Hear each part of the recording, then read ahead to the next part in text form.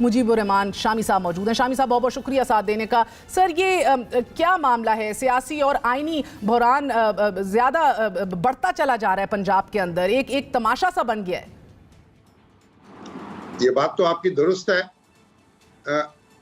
लेकिन हम सब ने देखा कि हफ्जा शहबाज जो हैं वो 197 वोट लेकर कायदे ऐवान मुंतखब हुए पंजाब असम्बली के, और उनको हलफ जो है उठा लेना चाहिए था, लेकिन गवर्नर पंजाब ने उनका हलफ लेने से इनकार किया।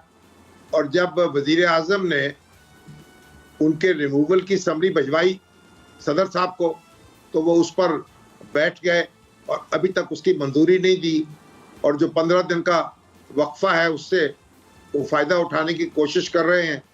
तो अगर गवर्नर पंजाब हलफ ले लेते या सदर पाकिस्तान उनकी सबकदोशी की एडवाइस कबूल कर लेते तो ये बहरान पैदा ना होता। लेकिन अब मामला अदालत के पास जा चुका है और कल मेरा ख्याल है कि इसकी समाअत होगी और फिर अदालत जो भी फैसला करेगी उसके मुताबिक मामला तय पा जाएंगे। शामी साहब, एडवोकेट नदीम सरवर ने दरख्वास्त में आज मौक़िफ़ अपनाया है कि उस्मान बुज़दार ने जो इस्तीफ़ा है वो वज़ीर आज़म इमरान खान को नहीं भेजा, कानून के मुताबिक इस्तीफ़ा गवर्नर को भिजवाया जाना चाहिए। और साबिक गवर्नर चौधरी सरवर ने भी गैर कानूनी तौर पर उस्मान बुज़दार का इस्तीफ़ा मंजूर किया, ये उनकी प्ली है। इसके साथ साथ नए गवर्नर पंजाब उमर सरफराज चीमा साहब ने वो भी इस्तीफ़ा देने को तैयार नहीं है, वो भी एक मुअम्मा बना हुआ है। तो मेरा मतलब है कि बुज़दार साहब को वापस लाने में ये क्या अचीव कर लेंगे?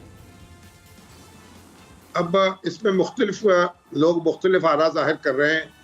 एक बात तो ये कही जा रही है कि अगर उस्मान बुज़दार साहब बहाल हो जाएं तो उसके बाद वो असम्बली को तहलील कर देंगे, लेकिन एक दूसरा नुक्ता नज़र ये भी है, अगर वो बहाल हो जाएं तो उनके खिलाफ जो तहरीक अदम एतमाद है वो भी मौजूद हो जाएगी, जिंदा हो जाएगी, तो उसका भी उनको सामना करना पड़ेगा। लेकिन मसला तो ये है कि उस्मान बुज़दार साहब ने दरख्वास्त नहीं दी अदालत में। उन्होंने ये नहीं कहा कि मैंने इस्तीफ़ा नहीं दिया था और उसे मंजूर कर लिया गया।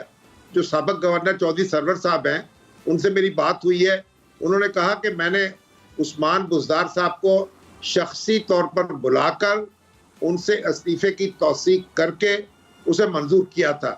तो अब उस्मान बुज़दार साहब ने तो ये पोजीशन इख्तियार नहीं की जो एक दरख्वास्त गुजार ने इख्तियार की है। अब वो भी मामला कल अदालत में ज़ेर समाअत आएगा। अब देखते हैं कि अदालत क्या फैसला करती है। बहरहाल आईनी और कानूनी माहिरीन जो है उनकी बड़ी तादाद तो यही राय रखती है कि ये मामला जो है सिरे नहीं चढ़ेगा। उनका इस्तीफ़ा मंजूर हो चुका है, उसके बाद असम्बली का इजलास हो चुका है, नया कायदे ऐवान मुंतखब हो चुका है, और इस सारे प्रोसेस में वो भी शरीक रहे हैं किसी न किसी तौर पर, और चौधरी परवेज़ इलाही साहब को सपोर्ट करते रहे हैं। तो अब अगर ये कहा जाए कि उनका इस्तीफ़ा मंजूर ही नहीं होना चाहिए था, असम्बली का इजलास ही नहीं होना चाहिए था, फिर तो ये होना चाहिए कि गवर्नर सरवर चौधरी जो हैं उनका इस्तीफ़ा भी नहीं होना चाहिए था या उनकी सबकदोशी नहीं होनी चाहिए थी। फिर जो मौजूदा गवर्नर हैं उनको यहाँ तशरीफ भी नहीं लाना चाहिए था।